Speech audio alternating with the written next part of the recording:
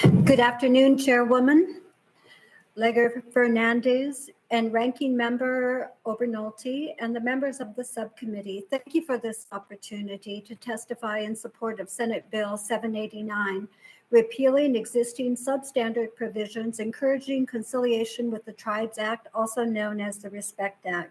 I wish to also thank Senator Rounds, who represents my beloved state of South Dakota, for providing the leadership in this important legislation.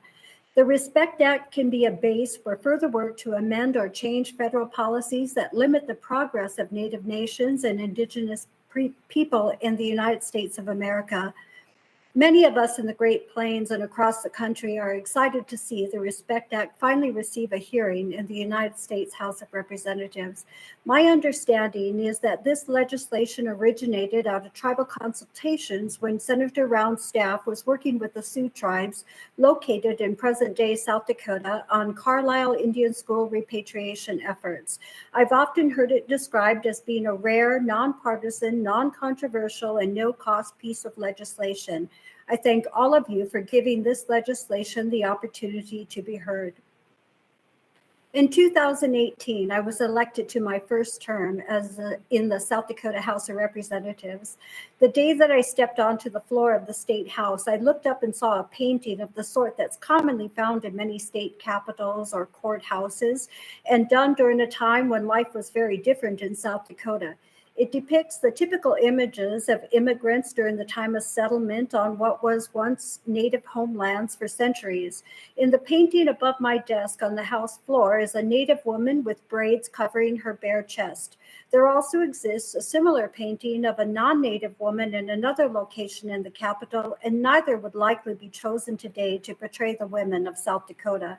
It's very clear to me that this place wasn't built with me in mind. As a woman in the United States during the late 1800s, early 1900s, I would not have been able to vote until the passing of the 19th Amendment. As a Native American, I would not have been considered a U.S. citizen until 1924.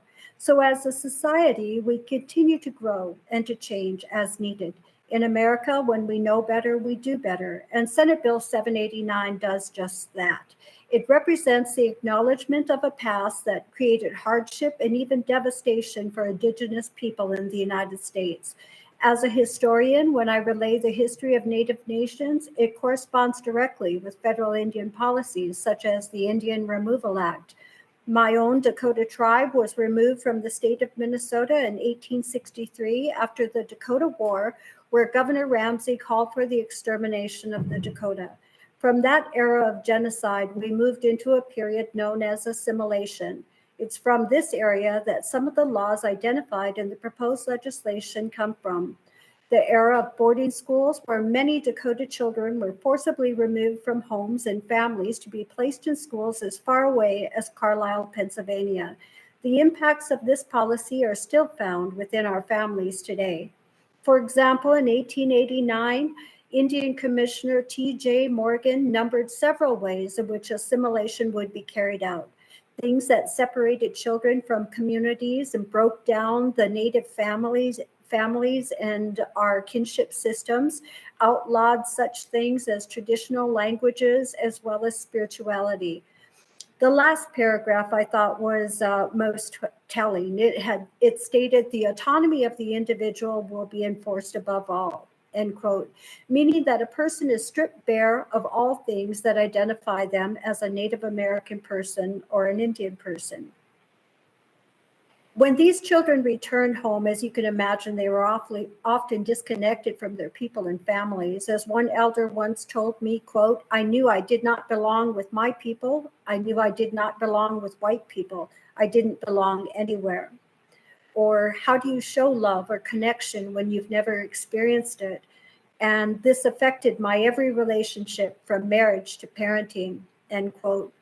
These are the same policies that resulted in a loss of spirituality or prayer. Due to the consequences of these antiquated and overly racist laws against Native Americans that are still on the books today, you can imagine how much Native people have had to overcome in order to be here today. In conclusion, we can't change the past, but we can certainly recognize that today as a nation, we know better and can do better. With these things in mind, I ask you to please vote in support of Senate Bill 789, and let's get this legislation to the President's desk. Thank you.